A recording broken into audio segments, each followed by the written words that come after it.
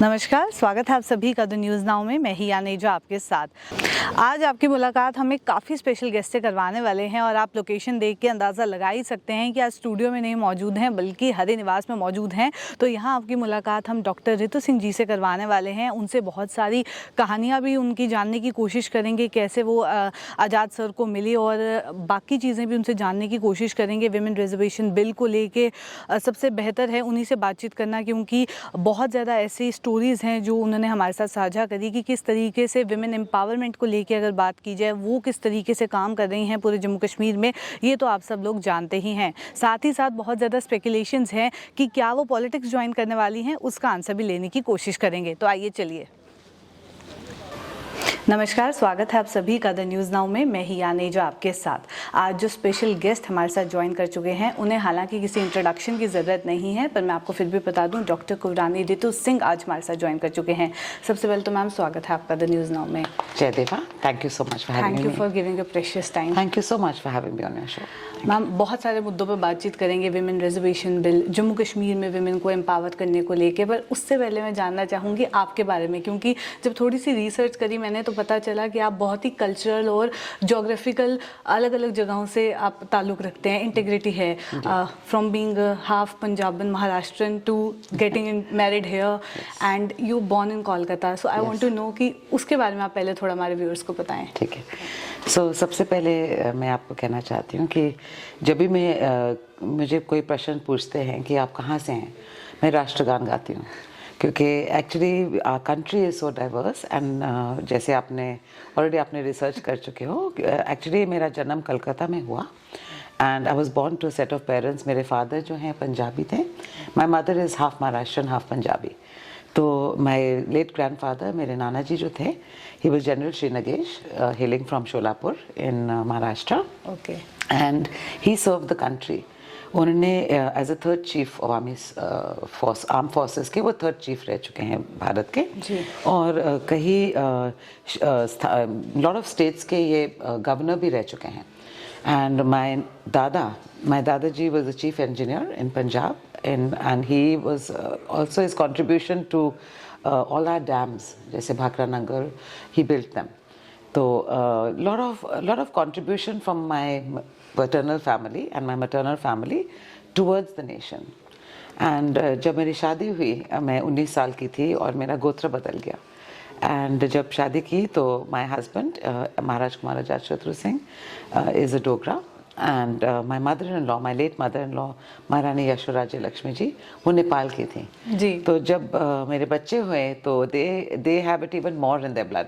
इतनी डाइवर्सिटी है कि वो कहते हैं हम महाराष्ट्र भी है हमारे अंदर वो पंजाब भी है, डोगरे तो हम हैं ही हैं, नेपाल भी हैं हमारे ब्लड में। तो you know we are very it's very interesting to have such a mix of cultures. So diversity, a lot of diversity in there. But the underlying factor in this diversity is it is unified. Yes. Ma'am, आपने इतनी diversity देखी है, उसी के साथ हर क्षेत्र की महिलाओं के बारे में भी आप जानती हैं और आप बहुत ज़्यादा काम भी कर रही हैं जम्मू कश्मीर में भी। मैं उसके बारे में जानना चाहूँगी। अभी तक तो काफ़ी प्रोजेक्ट्स आपके सामने आए, लोगों ने देखे, लोगों ने पसंद भी किए, बट कोई फ्यूचर प्लान्स हैं तो उसके बारे में भी बताएं। मेरे पास्ट के तो आप जानते हैं, पिछले 30 वर्ष से मैं एक्चुअली एजुकेशन में, मेरा की इंटरेस्ट एजुकेशन में था, बिकॉज जो नई पीढ़ी है they have a very strong role to play in the future of Jammu Kashmir. और मैं चाह रही थी कि हमारे जो बच्चे निकलते हैं, each batch that is graduating, they should be well informed citizens, you know, and उनकी जो पढ़ाई है एक it is a very beautiful system of education at Delhi Public School. हम सिर्फ academics पे जोर नहीं देते हैं, हम all round development में देखते हैं। And I was the first person who brought in you know public school of well repute to Jammu. उसके बाद बहुत सारे मशरूम हो गए सिटी में, and it's good for Jammu that so many wonderful schools are here with good brands. तो education में मैंने बहुत जोर दिया था। एंड आप खुश होंगे कि हमारे 3 स्कूल्स हैं, Jammu, Nagbani and Katra. and majority of the teaching staff as well as the other staff are women. तो विमेन एम्पावरमेंट तो हमने बहुत पहले शुरू कर दी थी, और हमारे औरतें और हमारे बच्चियां भी जो स्कूल से ग्रेजुएट होके जा रही हैं, हमने एक ग्राफ निकाला था पिछले 10 वर्ष की, और हम देखते हैं कि उनके भी रिजल्ट्स ज़्यादातर लड़कियां ही आगे आ रही हैं जी। जब भी मैं कुछ कॉज के बारे में बात करती हूँ और कुछ इंट्रोड्यूस करती हूँ स्कूल में, तो लड़कियां बड़ी भारी संख्या में आगे आती हैं, more than even the boy child, you know. So शिक्षा के ओर में हम लोगों ने एक शिक्षा केंद्र भी खोला था along side with Delhi public school, जो अंडर प्रिविलेज बच्चों को भी पढ़ाते हैं हम फ्री ऑफ कॉस्ट। हमारे जो बुजुर्ग हैं, जिस फैमिली से मैं बिलोंग करती हूँ, we have for generations actually empowered a lot of people in the state, whether it is artisans, whether it is people in policy making, whether it is contribution to medical care. हमारे family and हमारे as you know, for 7 generations the family has contributed in every sphere. So मैं भी सोचती हूँ कि मेरा भी एक फ़र्ज़ है as a member of this family to carry that baton आगे, और जिम्मेदारियां भी आती हैं इसके साथ, और जिम्मेदारी निभाना मेरे को बहुत अच्छा लगता है। जी। आपने जैसे भी बताया कि आपकी शादी बहुत जल्दी हो गई थी, 19 इयर्स ऑफ एज। सो जानना चाहूँगी आप आज़ाद सर को कैसे मिले, वो भी काफ़ी इंटरेस्टिंग स्टोरी है। वो तो थोड़ा सा चटपटा होगा क्योंकि एक्चुअली हम दोनों एक स्कूल में पढ़ते थे। एक हॉस्टल था कसौली के पहाड़ों में, लॉरेंस स्कूल सनार, और वो मेरे सीनियर थे, और मैं क्लास 9 में थी और वो क्लास 11 में थे, और मेरे जो बड़े भाई हैं अतुल भैया और मेरे हस्बैंड एक दूसरों के बहुत दे वर वेरी क्लोज फ्रेंड्स, और उसी में मैं भी मतलब उनके साथ उठना बैठना बहुत हुआ, और हमारा एक दोस्ती शुरू हुई स्कूल से ही। उसके बाद मेरे इन लॉज स्कूल, जब मेरे हस्बैंड ने स्कूल छोड़ा था क्लास 12, मैं क्लास 11 में चले गई थी, सॉरी क्लास 10 के एंड में थी, and he had left school. तब मुझे लगा कि ये सिर्फ एक दोस्ती नहीं है, एक बहुत गहरी रिश्ता बन चुका है हमारा, एक ट्रस्ट का, हम के कॉमन इंटरेस्ट थे। तो उसके बाद मेरी engagement I think in my first year of college ही बात शुरू हो गई थी दोनों फैमिलीज़ के बीच में, एंड मैं सेकेंड ईयर कॉलेज में थी जब हमारी एंगेज सगाई हो चुकी थी, and my marriage took place when I entered my third year of college. तो हमारी एक लव रिलेशनशिप है, एंड बट जिस तरीके से हमने एडजस्ट की इस फैमिली में, और इस फैमिली मेरे को स्वीकार किया, it was very easy. And जब एक्चुअली एक एडवांटेज होता है जब आप यंग होते हैं, तो एडजस्टमेंट करना भी आसान होता है। आजकल शादियां लेट हो रही हैं, और मैं देखती हूँ कि girls who are 20 today are like हमारे ज़माने के 40 ईयर ओल्ड्स। उनकी नॉलेज भी है, एक्सपोजर भी बहुत है, हमारे यहाँ एक्सपोजर इतनी नहीं थी, तो एडजस्ट करना बहुत आसान था हमारे लिए। बिल्कुल। अगला सवाल मेरा इसी में था कि आपने इतनी यंग एज में शादी करी। आजकल फेमिनिज्म का कॉन्सेप्ट कहीं से शुरू हुआ था, और अब बिल्कुल उसके एक अलग आप कह सकते हैं कनोटेशन देखने को मिल रही है, but you are an epitome of it कि जल्दी शादी करके भी इट्स नॉट नेसेसरी कि आपको अपना करियर सेक्रीफाइस करना पड़ेगा। बिल्कुल बिल्कुल जी। मैं एक्चुअली सबको यही एडवाइस देती हूँ कि मैरिज को ज़्यादा डिले ना करें, but the important part more than even marriage is to find the right partner. वो भी ढूंढना बहुत मुश्किल होता है। When you marry a human being, it is not just the person you marry, you are marrying his family, you are marrying into his culture. So उन चीज़ों को एडजस्ट करने में it is not always easy. जब भी मैं youngsters को कहना चाहती हूँ, जब भी अगर बाई चांस आपके कोई लव मैरिज हो, तो आप ज़रूर फैमिली को ज़रूर देखें, और you must get to know the family before you marry और सेटल, बिकॉज आपको एक फ़र्ज़ बनता है। आपका जब गोत्र बदल जाता है, you have all responsibility to adjust to the new family, you know. And ये भी नहीं छोड़ना चाहिए कि when the family that you come from, उनकी भी इज़्ज़त रखें। You know, my father had taught me कि जब मेरी शादी हो रही थी, उनको थोड़ी घबराहट हो गई थी कि बेटा आप हमारे कल्चरली हम बहुत अलग हैं, the way I was raised and the way my family was raised was very different, you know. तो उन्होंने मुझे एक ही चीज़ कहा था कि बेटा आप उस घर में जा रहे हैं, अब आप हमारी इज्जत ज़रूर रखना।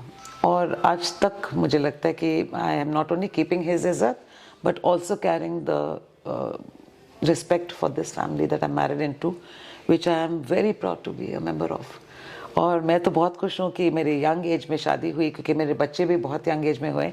मेरी बेटी पैदा हुई थी when I was 20 going on 21, और एक सहेली के रूप में हम we grow up together.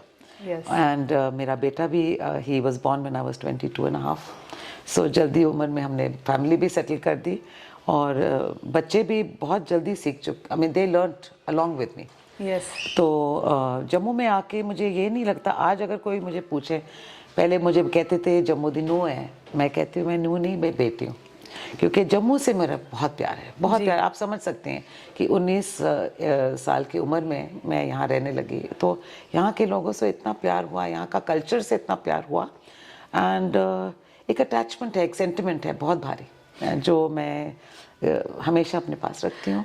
Delhi में आप यकीन नहीं करेंगे, जब मैं दिल्ली या मुंबई जाती हूँ और मैं JK नंबर प्लेट देखती हूँ, तो मैं इस गाड़ी को रोक के आगे जाके देखती हूँ कि इसमें बैठा कौन है, इतना लगाव है। I also want to know one thing कि क्या एक प्रेशर होता है एक रॉयल फैमिली में आप आएँ और स्पेसिफिकली बहू बन के, तो वो इज्जत जैसे आपने बोला वो भी मेंटेन करनी है, प्लस एक प्रेशर एक रॉयल फैमिली में आने का, सो वो ट्रांजिशन के बारे में जानना चाहूँगी। जी ज़रूर था, इसमें कोई शक नहीं है कि एक कम्युनिटी थी, राजपूत कम्युनिटी, जिसके I came into the Rajput community. तो शुरू में शायद उनको लग रहा था कि ये क्यों हुआ, क्योंकि हमारी शादी एग्जैक्टली 2 साल बाद हुई। मेरे बड़े दादाजी, माय दादा is older brother, that is my husbands older brother, he married in a conventional traditional way. तो जब मैं आई तो सबने सोचा ये सबसे पहले she is not from a royal family, second of all कि ये शायद हमारी राजपूत नहीं है by birth. They did not realize that I was going to adopt my husband's गोत्र, as I am saying again and again. So बाहर से pressures बहुत थे, और बहुत सारे आंखें मेरे ऊपर भी थे कि ये क्या करके देगी, is she one of us और शी एन आउटसाइडर।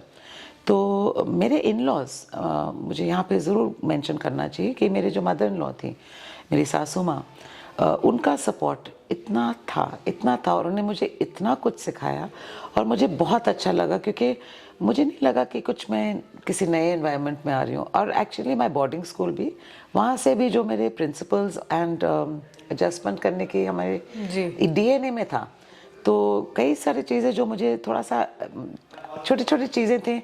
मैं वेस्टर्न ड्रेस पहनती थी, उसको चेंज किया, साड़ी वस्त्र पहनने लगी, और सर ढकना ज़रूरी होता है हमारे एल्डर्स के सामने। और छोटी छोटी चीज़ें थी, थोड़ी सी कठिनाइयाँ थी, ज़रूर थे, एडजस्टमेंट करने में इजी नहीं था, but somehow with the support of your own family, husband ने बहुत सपोर्ट दिया। एंड मेरे इन लॉज, मेरे जो mother in law and father in law हैं, बहुत इवॉल्व लोग हैं। मेरे mother in law and actually Maharaja Hari Singh ji, जो हमारे दादा ससुर थे, उन्होंने इतना इनकलकेट किया था उन ज़मानों में कि विमेन को आगे लाया जाए। यू नो, अगर आप हमारे अमर महल में भी देखेंगे, या आप किसी भी हिस्ट्री बुक्स में देख लीजिए, जम्मू कश्मीर की हिस्ट्री देखते हुए आप देखेंगे कि दादी माँ, जो मेरी सासू माँ थी, महारानी तारा देवी जी, जो राजमाता साहब रह चुके हैं यहाँ के, उनकी पीढ़ी से ही फोटोग्राफ्स आना शुरू किया। उनके पहले उनके फोटोग्राफ्स भी नहीं थे। जैसे महाराजा गुलाब सिंह जी की जो वाइफ थी, और महाराजा प्रताप सिंह जी के, महाराजा रणबीर सिंह जी के, उनके जो वाइफ्स के तो फ़ोटो भी नहीं है। तो इतने स्ट्रिक्ट पर्दा सिस्टम था। हमारे जम्मू कश्मीर का तो पेट्रियार्कल सिस्टम था, अभी भी है पेट्रियार्कल, बट बदलाव आया था महाराजा हरि सिंह के टाइम से।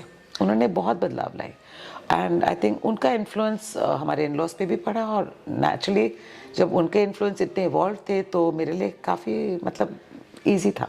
और अब नई पीढ़ी के लिए तो और भी ईजी हो रहा है, क्योंकि हम लोग बहुत ही मॉडर्न तरीके से, with keeping all our traditions very strongly firmly rooted, हम मॉडर्न तरीके से देखते हैं लाइफ को। एंड आई बिलीव कि लेडीज़ आर नोवेयर बिहाइंड। सबसे पहले मैं कहना भी चाहती हूँ, आज अभी नवरात्रे भी चल रहे हैं, और the beauty of Jammu women is that we have a shakti force with in अस। हमारे को गवर्न करती है माता रानी। सो अगर कोई भी मेल ये सोचे कि ladies should be back, it is wrong, because हम उन सब जेंट्स भी उन्हीं को पूछते हैं। तो शिव और शक्ति दोनों साथ साथ जाते हैं। तो मेन एंड वुमेन मेरे हिसाब से इक्वल हैं।